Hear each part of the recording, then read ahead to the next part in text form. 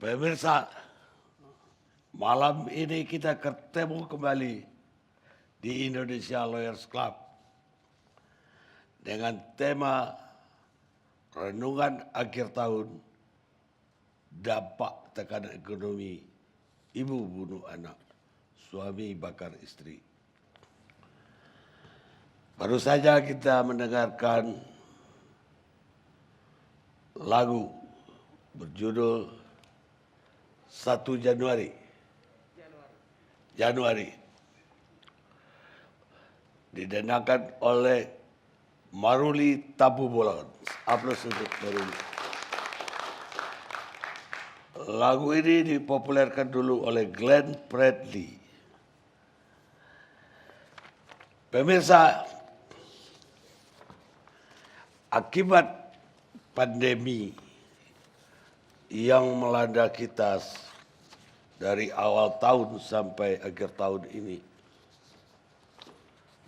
dampak yang paling terasa terpukul adalah ekonomi. Pertumbuhan ekonomi kita pun minus antara 3 sampai 5%.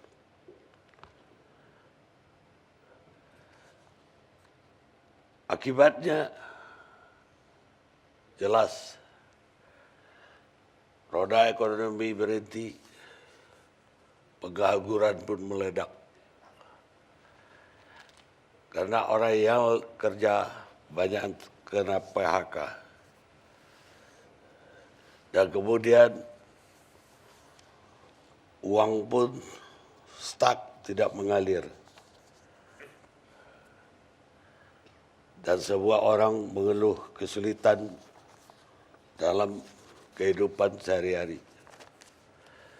Dan dampak dari ekonomi sudah diprediksikan juga bahwa kriminalitas akan meningkat. Tapi yang mencengangkan yang terakhir terjadi adalah kriminalitas dalam rumah tangga. Pembunuhan sadis, kejadian yang tidak pernah terbayangkan terjadi.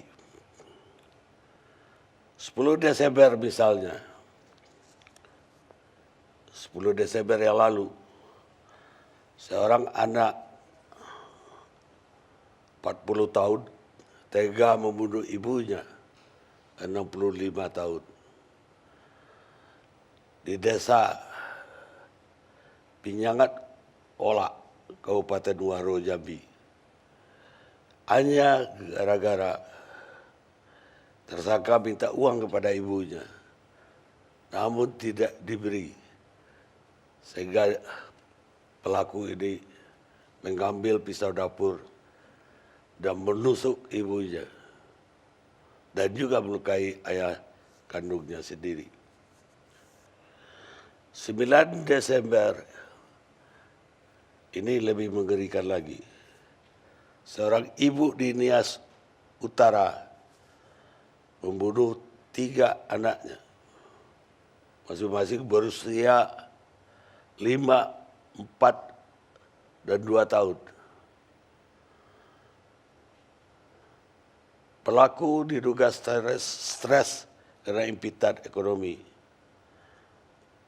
Informasinya keluarga ini sudah lebih dari 1 tahun. Makan hanya 3 kali sehari. 3 hari sekali.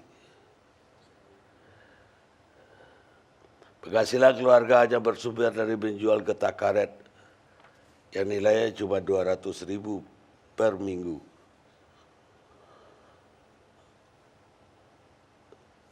Sementara di rumah si suami atau di rumah pelaku ada 8 orang yang tinggal.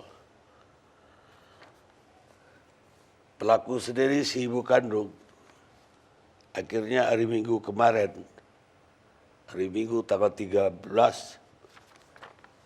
Desember, meninggal di rumah sakit karena diduga depresi dan sama sekali tidak mau makan.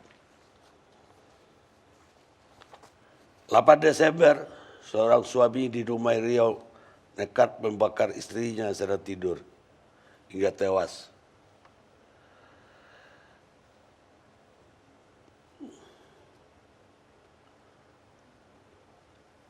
Si pelaku adalah suami yang dalam proses cerai karena selalu minta uang kepada istrinya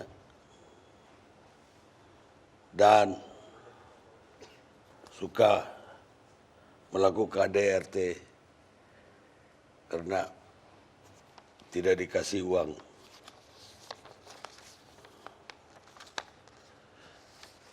Banyak lagi pemirsa contoh-contoh yang kami catat, tapi pada intinya ketika orang tidak ada pekerjaan lagi, tidak punya uang, dan tidak ada yang akan dimakan, maka segalanya bisa terjadi. Pemirsa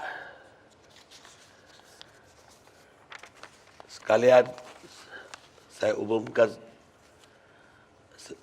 yang sudah saya umumkan tadi di media sosial, bahwa ini adalah edisi akhir tahun dan edisi yang terakhir juga sebelum kami cuti panjang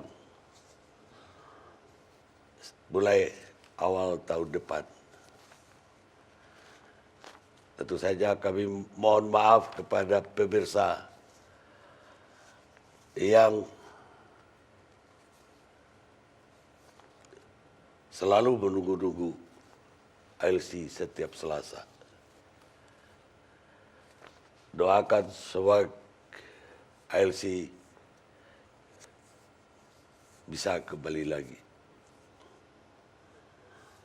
Dan malam ini saya akan mulai dengan suami dari tersangka pelaku pembunuhan 3 anak, Nofedi Lahagu. Mana Nofedi Lahagu? Anda?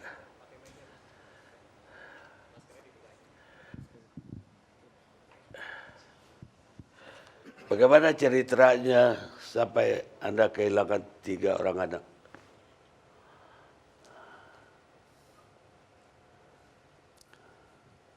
Ceritanya Pak, Ya, kami di rumah dari awal, mulai pertama kali kami kawin istri saya ini, enggak pernah kami bahagia sama sekali karena kami orang miskin. Sehingga kami punya anak 4, 1 perempuan, sehingga 3 anak laki-laki ini yang sudah dibunuhnya itu. Kadang kami 1 kali dalam 3 hari makan. Dan pekerja kami di situ hanya karet saja Pak. getah. Beres, ya. Itu. Dalam 1 minggu itu 200.000 dapat. Kadang itu kurang. Sehingga anak kami itu sampai sekarang tidak bisa kubayangkan apa yang terjadi sama diri saya. Ketika pembunuhan terjadi, Anda di mana? Di rumah. Ada di rumah? Aku. Enggak ada saya di rumah Pak. Gak ada? Enggak ada. Itu malam? Siang-siang itu. Siang-siang Iya. terjadinya? Iya. Kapan Anda tahu bahwa ketiga anak Anda sudah dibunuh? Saya ditelepon di TPS. Saya memilih pas waktu itu Pak. Ditelepon kepala desa? Saya dulu ditelepon langsung Oleh? dikasih tahu. Yang kasih tahu siapa? Pihak keluarga saya Pak. Keluarga Anda ada di rumah itu juga? Enggak, pas pulang mereka udah tewas anak saya itu, makanya ditelepon saya, Pak. Terus Anda pulang ke rumah? Ada, Anda pulang?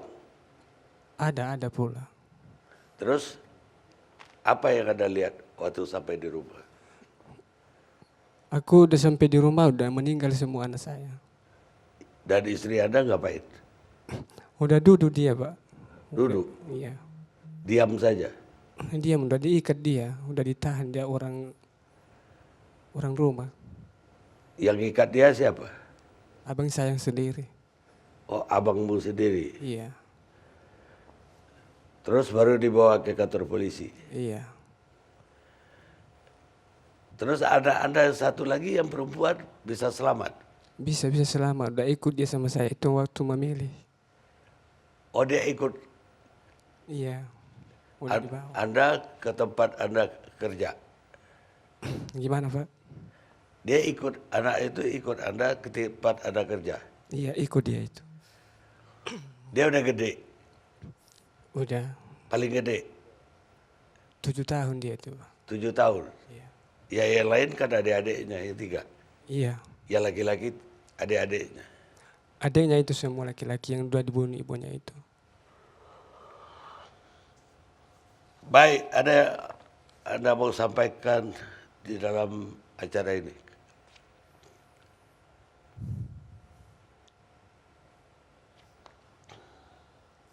Harapan saya di sini, Pak. Karena saya miskin ini, saya tidak punya rumah. Saya tidak punya apa-apa lagi. Tapi mohon kepada pemerintah kalau bisa dibantu saya untuk bantu saja. Itu, Pak.